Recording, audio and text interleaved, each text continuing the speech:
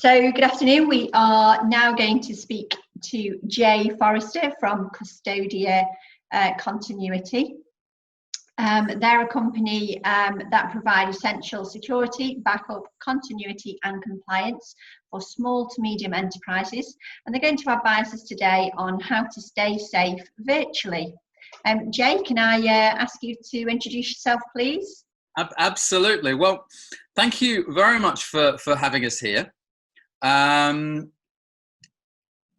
Sorry, my screen sharing has gone a little doolally suddenly. Just gonna. We've jinxed you. Always jinxed. There we go. It's technology. There we go. Brilliant. So I'm Jae. It's lovely to be here. Thank you all coming. I'm from Custodia, and we work primarily with small and medium enterprises to bring the sort of security that's expected for a large corporation into an affordable realm for smaller businesses in a single relationship.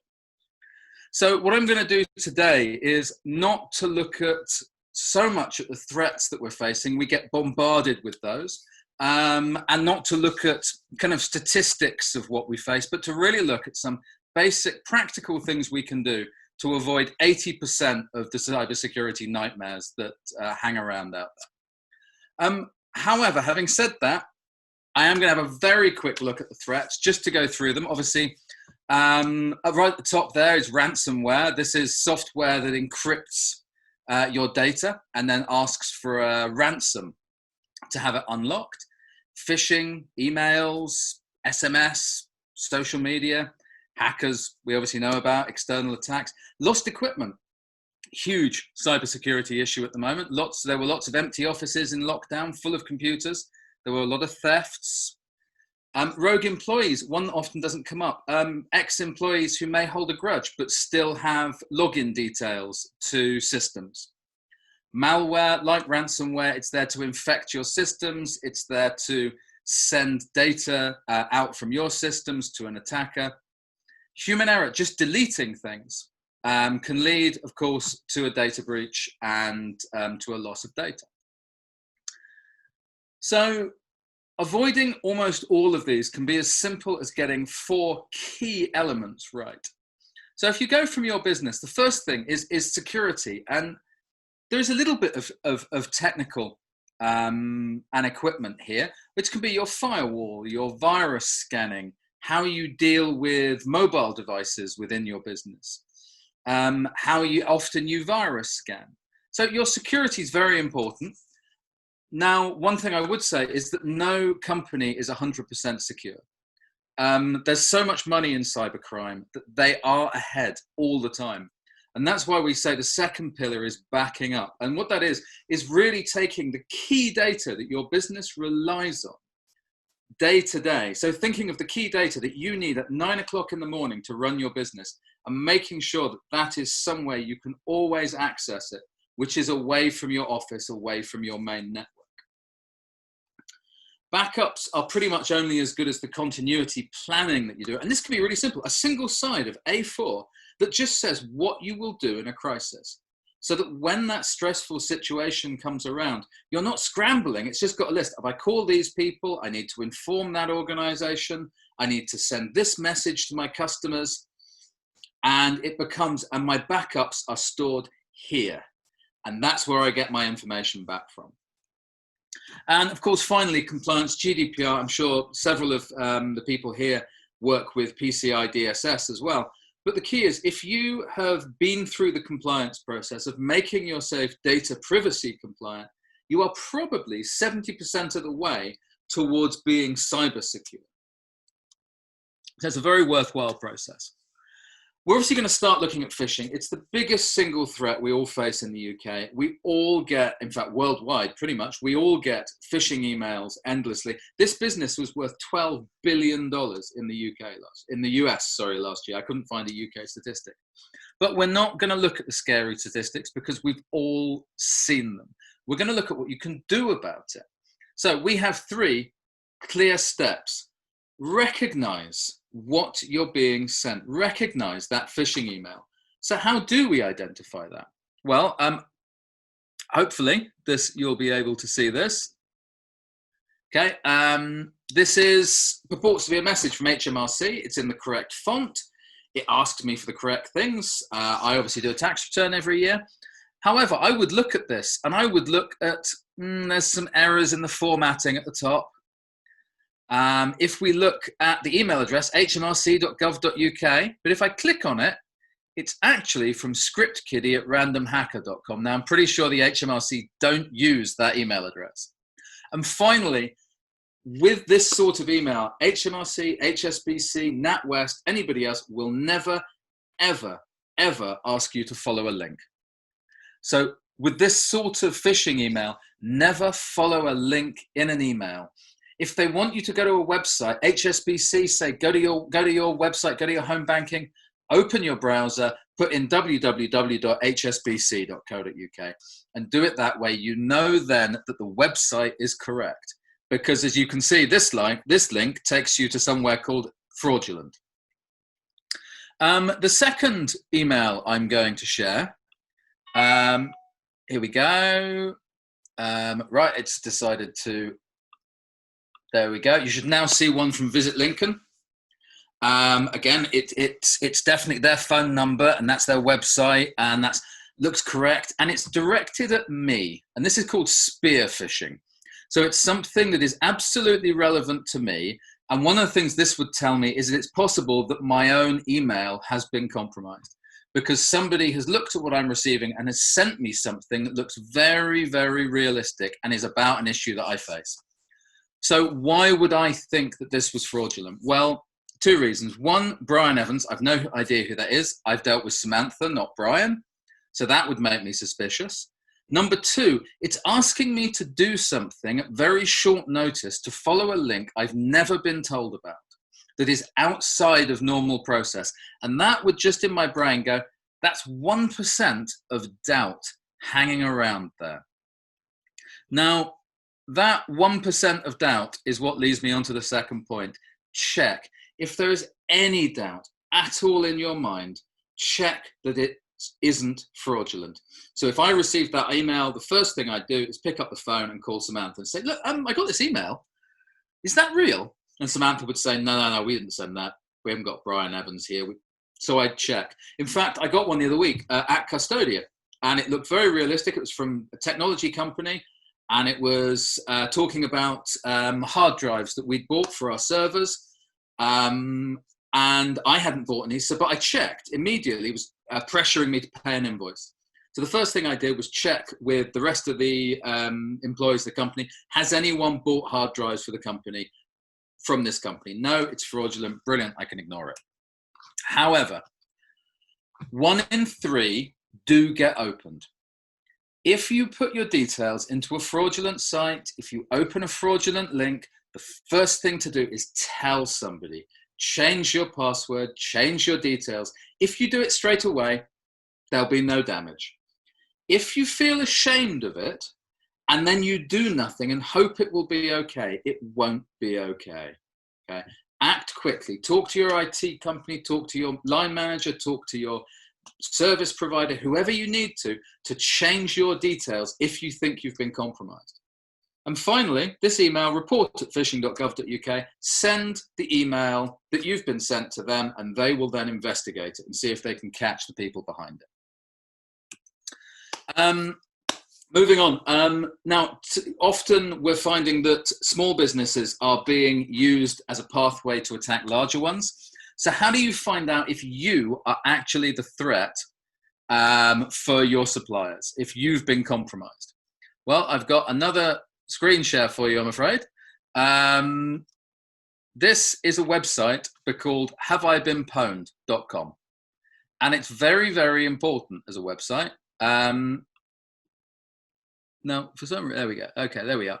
So if I go to the home, and I'm just going to put my email address in here. There we go. This is one I keep specifically for doing this.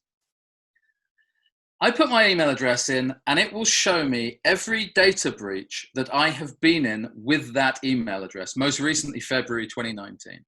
Okay? It will tell me if my details have likely to been compromised. It's a very useful tool for that.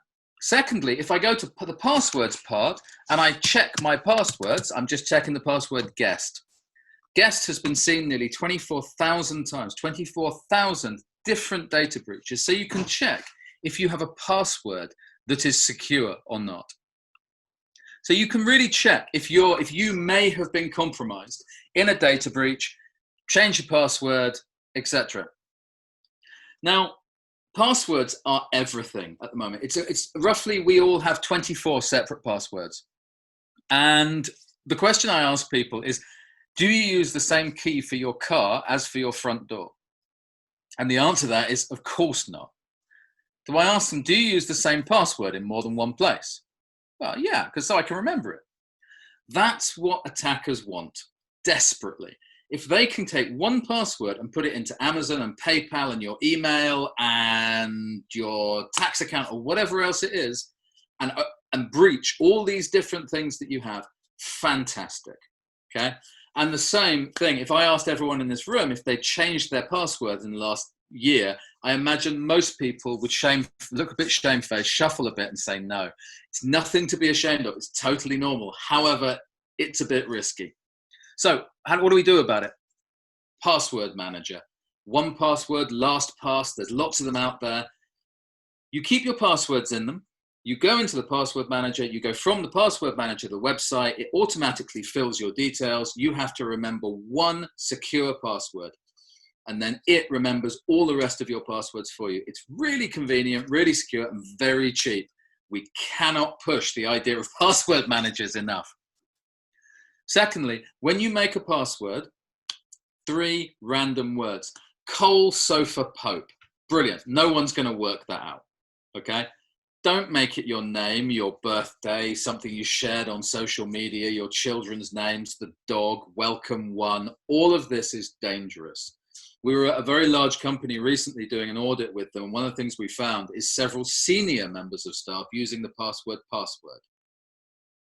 So if you're not going to use a password manager, 3 random words. Easy to remember, difficult to hack. And finally, 2FA, two-factor authentication. It's a pain, but use it. The tiny loss of convenience is worth so much. It's worth you not having your Amazon account hacked. It's worth you not finding out that someone spent $4,000 on your PayPal credit account. Two-factor authentication is fabulous. Please use it. I said I'd talk about backup earlier because backup is the thing that protects you when everything goes wrong. Your backups are the thing that keep your business running. So a little bit of how to back up. Well, this isn't really in any particular way, but firstly, identify where you keep your data. Secondly, how much data do you hold? Finally, what do you need to function as a business? Most businesses we work with need about 20% of their data to function, and about 80% of their data is archive, storage, accident reports, old invoices, things they need to keep, but it's not essential tomorrow morning. So split it. The stuff you need at 9 a.m. tomorrow morning, hot storage. You need to be able to access it quickly. If you lose your data tonight, you need that in the office at 9 a.m. tomorrow morning. Everything else, nice set of cold backup storage. Lots of those around. It's very cheap. You don't need to access it often. You can store large amounts of data affordably. But that hot storage needs to be out of the office. It needs to be away from where you normally are and ideally off your network so that if you do get infected with malware or ransomware, your backups are separate. Finally, plan to lose it all and then test it. If you don't test your backups, they don't exist. So every few months, just have a look. Is it the right material that's there? Do you need to add anything to it? Can you access it easily? And has your backup plan been working? Okay. Backups are absolutely key. It's one of the biggest things that we do for our clients is run their backups because it is the thing, the safety net that keeps you safe when everything goes wrong. Security is often looked at this bottom line cost. Security costs me this much a year, and that feels like a lot.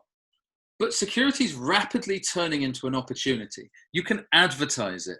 You can increase the trust of your clients. You can increase your business. Secondly, you stand out from your competitors. We get asked quite a lot, how do we stay totally secure? Well, you don't. But if you can stop being the low-hanging fruit, cyber criminals are quite lazy. They want to pluck the easy stuff. The analogy I often use is there's two hunters in the forest. They walk into a clearing. There's a bear right in front of them. One of them turns to run, and the other one says, you can't outrun the bear. And the first one says, I don't have to. I just have to outrun you. And that's really it. If you're difficult, if you make life difficult for the attackers, they'll go after your competitors. Okay? It differentiates you. And what you're now seeing is that a lot of contracts, any government contract will now require you to prove your security. Any major contract will require you to prove your security. People are more and more saying, if I can't trust you to be secure, I can't work with you. Finally, obviously, you can avoid the nightmares, regulatory nightmares. There was a pharmacy in December fined £275,000, not for a data breach, but for storing data badly. Okay? So the audits, the investigations can run into serious money. And that leads to downtime. And if you do have a data breach, your reputation loss and the loss of time and money is significant. So it's worth investing that now and looking at it as an investment that's an opportunity rather than a cost for your business. So these are the actions. They are cheap. They are free. Firstly is a mindset. No trust, zero trust. Don't trust what you receive. 1% doubt on anything? Check. Don't trust everybody's mobile phone. So split your personal and work networks. Have a guest network for people who come to your office, for guests who come to your hotel. Have a work network that is for devices you trust. And if you take one thing from this, is keep your software up to date. That Microsoft Word box that pops up and says, I'd like to update, and you go, I'm in the middle of something, just clear off. I don't want to make a coffee. Have the coffee, click update. They are security updates, and they are really significant. If you do one thing, keep your software absolutely up to date. Obviously, firewalls are great. Virus scanning, don't just virus scan your computers. Virus scan, if you've got an Android mobile phone, virus scan your Android mobile phone. They are a serious infection risk. Encrypt your devices if you can. Then if you lose it, it doesn't matter. Yeah, all you're doing is buying a new laptop. It's a pain, but it's not a disaster. And obviously, we've talked about communication, training, process, which really leads me into, if you need help, ask for help. It is out there and it's available. National Cybersecurity Centre has loads of useful guides. There's loads of information. The Lincolnshire Cybercrime Unit, Harry Lancaster, we do loads of work with. It's a lovely bunch of people, and they are absolutely brilliant in terms of helping.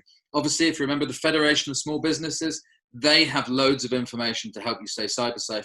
And of course, it costs you nothing to call us. And we are absolutely happy to advise and to help and to point you in the right direction if you're not sure where to go or if you're feeling anxious about any of this. That's where I stop. I'm going to say thank you very much to Visit Lincoln for having us on today, and thank you all for listening. Oh, thanks, Jay. It's really sound advice there, and I know that lots of people, even in their personal lives, can have phishing emails, whether it's from, I don't know, a pretend flight from the airport or all kinds of things. I think as well, remembering to, when old employees leave, remembering just to make sure that everything is cleared, logged off, changed in passwords. I think that's quite important, especially sometimes for small businesses, because we don't always have the same processes always in place as a large company, but we do need to remember that just, everybody's got the same threat at the end of the day. And I was quite interested in, I just wanted it, actually something caught my ear in terms of phishing emails. You mentioned social media. Yes. So can that, how would that work with social media? There are a number of ways it can work. What we see a lot of is, so what criminals normally do, there's a few processes they go through. The first one is reconnaissance. So be aware of what you share, because we see a lot of people who share every detail of their life, how many kids they have, their birthdays, their favorite color, their favorite food, where they were born. So think about what you share, because people do build up a profile of you. Then we see people create accounts to link with you, to make you feel good about, I like this person, to build trust. Another thing we see is profile compromise, where we see maybe it's a grandparent or a parent or a sister or somebody you trust has had their profile compromised, And that profile will then be used to attack others. So you'll suddenly get a picture of cute kittens from your brother. Okay, I've never sent me that before, but I'll open it. What you can get out of that is something called a keystroke clone. And what it does, it gets on your mobile, it will clone every single keystroke you put into that mobile and send it to someone else. In fact, it's what happened to Jeff Bezos at the end of last year when he was infected by the Saudis. That's reasonably common, and social media phishing has become a huge thing. It's the same thing, it's social engineering. Follow this link, download this file. Any doubt, really don't. And it's why we say keep personal on one side and work on the other. If a personal device is infected, it's not such a disaster. Yeah, thank you. Oh, thanks for clearing that up. And again, thank you for coming and joining us today and spending time out of your very busy day to come and talk to us. And I would just encourage everybody to, if you want to get in touch with Jae and find out anything, drop me a line and I can pass his details on. And I would say always, as Jae mentioned earlier, just, you know, if you're a victim of this phishing, please report it, because I think it's really important to understand the numbers and the figures, and just for the relevant organisations to follow that up. Yes. So thank you, Jae. I hope you're staying with us for the rest of the afternoon. Absolutely. I'll be here. All right. Thank you.